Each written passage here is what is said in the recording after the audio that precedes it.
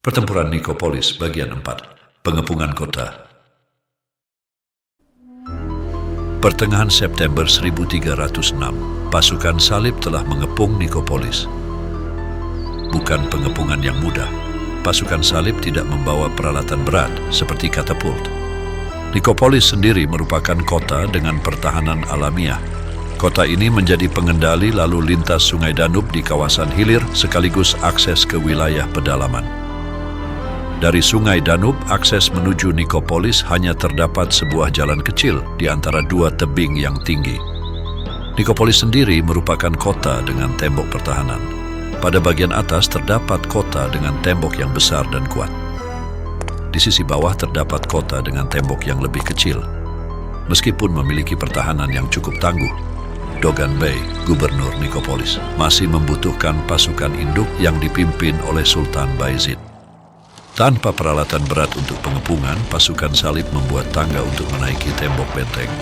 Namun, bagaimanapun juga, mereka terhalang oleh posisi alamiah Nikopolis yang curam. Pasukan salib kemudian menggunakan strategi blokade. Mereka berharap Nikopolis akan menyerah karena kelaparan. Para pemimpin pasukan salib sampai saat itu percaya bahwa Sultan Bayezid tidak akan datang. Sementara itu, Sultan Bayezid telah bergerak meninggalkan Adrianopel dan berparade dengan 60.000 personilnya. Pasukan Turki Utsmani bergerak melintasi Shipkapas dan menuju Tirnovo. Sedangkan Stefan Lazarevic dan 1.500 kavaleri elit Serbia bergabung dengan Sultan Bayezid dalam perjalanan. Sigismund mencemaskan ancaman yang datang dari Adrianopel. Dia mengirimkan 500 kavaleri ke Tirnovo untuk mengamati situasi. Kavaleri yang dikirim Sigismund akhirnya mengetahui pergerakan kontingen dari Adrianopel. Berita kedatangan pasukan Sultan Bayezid terdengar hingga ke dalam tembok kota Nikopolis. Para penduduk merayakannya dengan meniup trompet.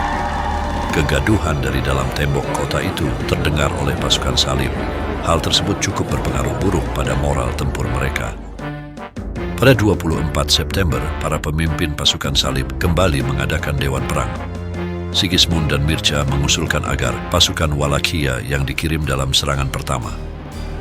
Selama puluhan tahun sebelumnya, pasukan Wallachia telah berpengalaman dalam bertempur melawan pasukan Turki Utsmani. Sigismund cukup mengenal komposisi pasukan Turki.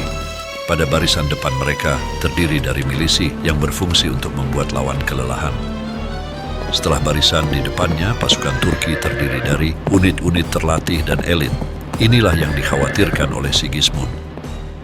Melalui dewan perang, Sigismund menyusun strategi. Setelah pasukan Wallachia melakukan serangan pertama, maka disusul oleh pasukan Prancis. Serangan kemudian dilanjutkan oleh unit-unit pasukan salib lainnya. Pasukan kavaleri elit ditugaskan untuk menutup ruang gerak kavaleri elit Turki, Sipahis. Usulan Sigismund ini ditolak oleh para pemimpin dari Prancis. Bertempur pada barisan kedua dianggap sebagai hal yang memalukan.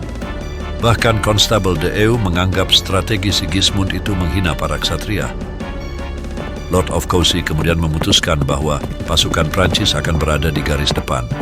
Usulan Coucy sebagai penasehat utama pasukan Prancis disetujui oleh John I.